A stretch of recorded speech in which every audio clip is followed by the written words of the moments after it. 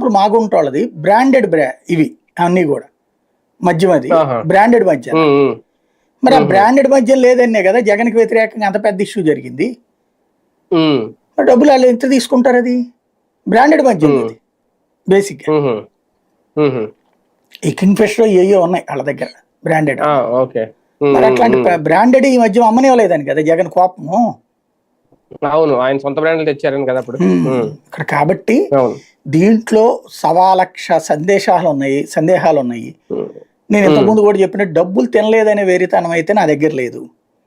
పై స్థాయిలో తినుండాల్సిందే, కింద స్థాయిలో తిన్నారంటే మాత్రం నేను నమ్మను. ఎందుకంటే షాపుల వాళ్ళ దగ్గర తినడం అనేది ఇంపాసిబుల్. అది ఎందుకని? ఇక్కడి నుంచి తీసుకున్న డబ్బులు పైకి వెళ్ళిపోతున్నాయి ఏ రోజు కారు. ఇక్కడ లెక్క ప్రకారం బ్యాంకులు వేయాల్సి వస్తుంది. అక్కడ అది జరుగుంటే ఏసీబీ కేసులు ఇప్పటికి 100 పెట్టచ్చు. ఏసీబీ ద్వారా పెట్టచ్చు. ఇక్కడ ఒక్క షాప్ మీద కూడా కేసు పెట్టలేదు కదా.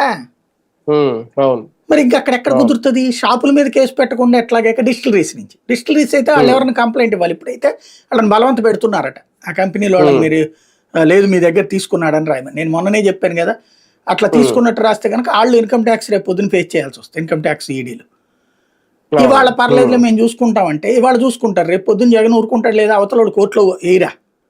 మరి ఇదిగో ఇట్లా మాకని చెప్పన్నారు, ఆ లెక్క మరి ఎందుకు చూపించలేదు తీయండి అని బెనిఫిట్ ఆఫ్ డౌట్ కింద కేసు కొట్టేస్తారు అక్కడ. కాబట్టి వాళ్ళు ఆ రిస్క్ తీసుకోవడానికి రెడీ అవ్వాలి. వాళ్ళే ఇప్పుడున్న ప్రభుత్వానికి కూడా అంతే డబ్బులు ఇస్తున్నారుగా. ఆ లెక్కనైతే డబ్బులు తీసుకోకుండా ప్రభుత్వం నడుపుతుందా? వీళ్ళు అలా తీసుకున్నప్పుడు నువ్వు తీసుకుని మళ్ళీ వాళ్ళ మీద కేసులు పెట్టమని మధ్యలో మమ్మల్ని ఎందుకన్నా లాగడానికి వ్యాపారం అంటాడు ఎవడైనా సరే. వ్యాపారస్తుడు ఎప్పుడు రిస్క్ తీసుకోవడానికి సిద్ధపడ్డావు. అలా రిస్క్ తీసుకునేటట్టయితే ఈ రాష్ట్రంలో ఇట్టు ఉండదు అసలు వాతావరణం. మధ్యలో మీరు కొట్టుకుని మమ్మల్ని ఎందుకు లాగుతారని అడుగుతాడు.